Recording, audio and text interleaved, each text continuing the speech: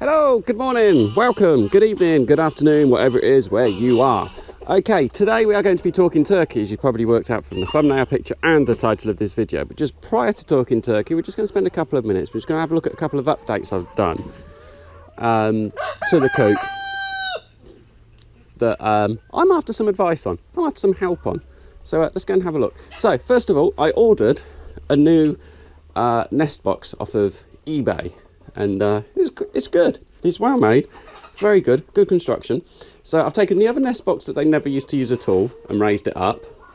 I've then placed that one there on top, and I believe it's the right way round, but they don't seem to be using it. Now you may remember in the past we had plastic tubs, like this plastic tub, and you can see that they're going for the plastic tubs more than going for the new one. So what am I doing wrong? So a couple of thoughts I've had, maybe, possibly. Is it the wrong way round? Should I have this bit, which I think is the roof, at the front, and this bit, of which there's hardly any of it, at the top? You know, does it need to be that way round? I don't think so. I think it's meant to be that way. But yeah, they're not using it. I get maybe 2 or 3 eggs in there in a day, whereas I get 8 or 9 in the other bit. So yeah, I'm curious. So any answers you might have for that, they would be gratefully received. Next up, you can see in here, I've hung up a water thing. I've got a thingy down there. So that means we're going to start putting other bits and pieces into there. We're going breed specific in there. And you can see I've got one of the Black Orpington males is in there. But he's not going to be staying in there because it's going to be Mr. Copper who's going in there with some of the Black Orpington ladies. So anyway, this video is going to be talking turkey. So let's go to the turkeys. Okay, so this is the little turkey pen that we've created for them. They were only let out last week. Give them a bit of feed. They've been inside up until then. We were really just waiting for them to get large enough to be allowed out. And as you can see, they're kept in here. We let them out, there we go.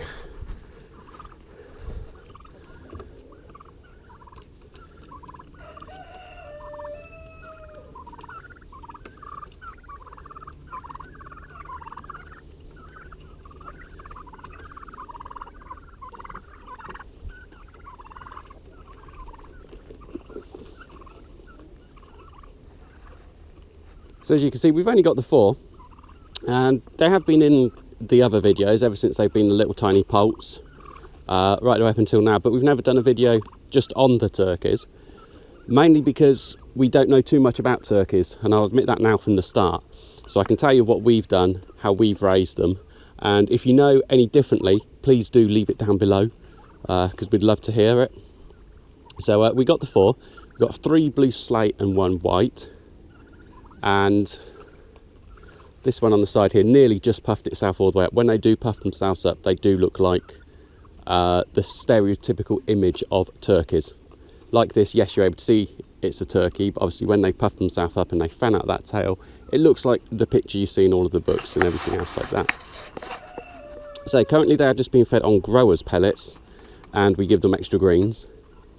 Ever since they've been released, they just came straight out and they went straight for the grass, and they've been doing a grand job of ripping through the grass, even ripping through some of the stinging nettles to get to bits and pieces and see what's about. Down here last year is where we kept the horses' hay. This is where the hay was overwintered basically, so it was all in this area and it was covered up, and they've been going through, they've been ripping stuff up, they've been having great fun. One issue we are having with them just at the minute is getting them to actually go away by themselves at night. They don't seem to understand that they have to go away, but they are incredibly easy to catch, which makes it more helpful. They're not exactly able to run away. So let's take a look at their house and see what I've got there and how we've done it. So what it basically is it's a duck house, or a larger chicken house, I suppose you might call it, but it's got the big doors on it, and we did have it in with the ducks and geese, and it was down underneath the tree, and the chickens that had escaped into there were actually using it as a jumping post to then jump up into the tree and go up and roost in the tree and get out of the way of the foxes and that. So it wasn't being used by the ducks. I don't think I'd ever seen the ducks in there.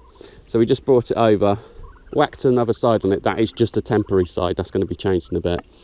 And obviously because our ground is so uneven, we've had to put bricks. Let me show you the bricks underneath. We've had to put bricks underneath. Can you see that? Yeah, you can see that. We've had to put bricks underneath to be able to hold it up, and then it's on a pallet, and then the pallet itself is on there. So they've got a nice amount of room in there in which to be able to run around and roost. Well, not really run around, you know what I mean.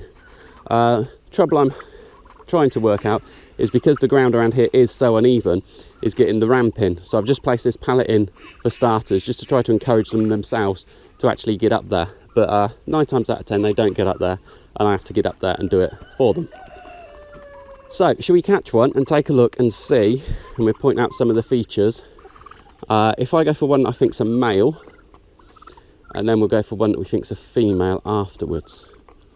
So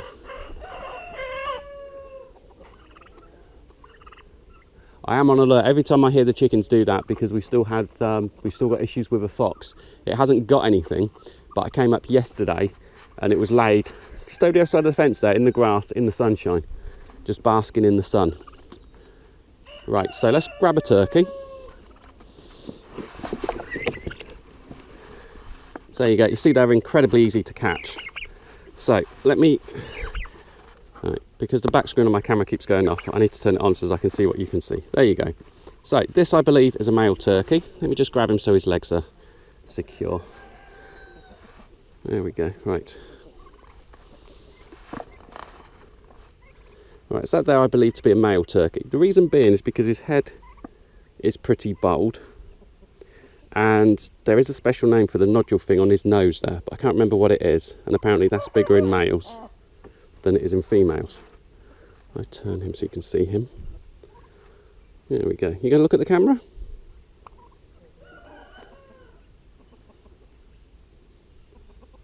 There we go. Also, the tail goes like a fan, and when they puff themselves up, that's like a big puffy fan. So if we now catch a male, not a male, a female of the species, just don't want them creeping through the fence there. There we go. So, instantly,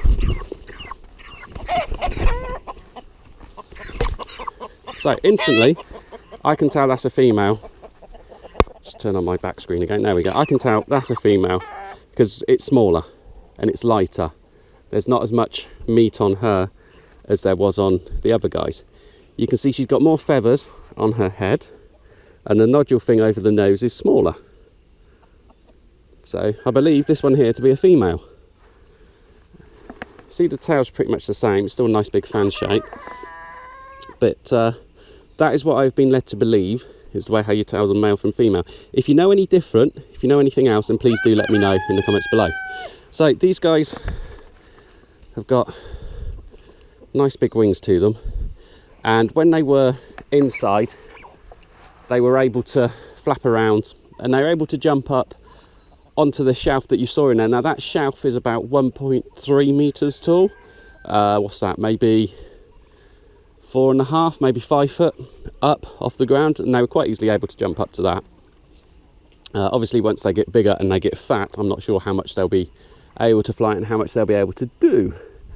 Next thing you spot with these compared to the other guys is if we go down here, you can see the little black bit down there.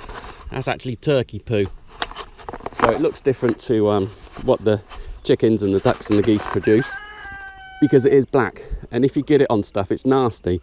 When one of them escaped, they went onto my empty egg boxes and they squeezed one out on that, and it's nasty stuff. I got it on my hands and it was sticky and horrible stuff. But that's one of the differences. It looks a bit like what I've always been led to believe is hedgehog poo. I know there's not many hedgehogs about nowadays, but yeah, so that's that.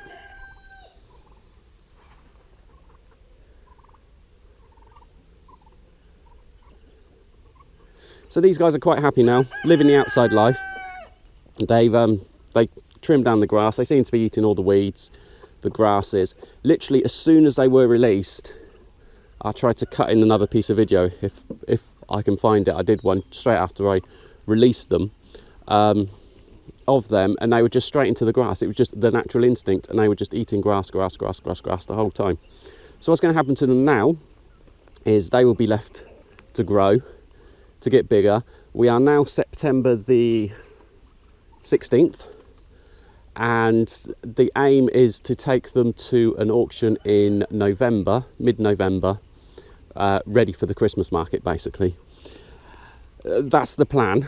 However, with all great plans, there are wives and kids involved, and the wives and kids have said that there's a couple that they've named, and they might want to keep them, and we will go from there and we will see. I don't really want to keep a male and a female, because we obviously don't know the bloodlines, we don't know the heritage. I know they come from 2 different lots of eggs that I brought that come from 2 different sellers.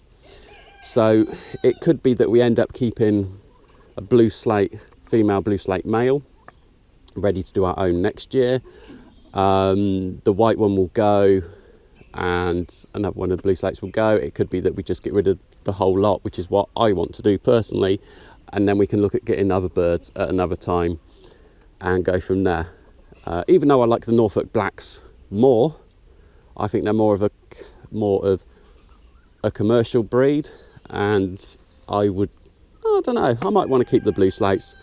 I don't know, we'll see, we'll go from there. But I do quite like the white ones as well. So yeah, I hope you found this video mildly interesting, mildly entertaining. If you did, please leave us a thumbs up. Please write a comment down below if you've got any advice for me. I'm always open to advice.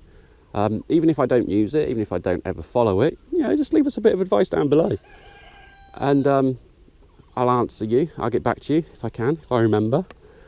And yeah, please like, please comment, please share, please tell other people about us, because the channel is finally starting to grow, which is great, good guns. And until next week's video, thanks for watching, bye bye.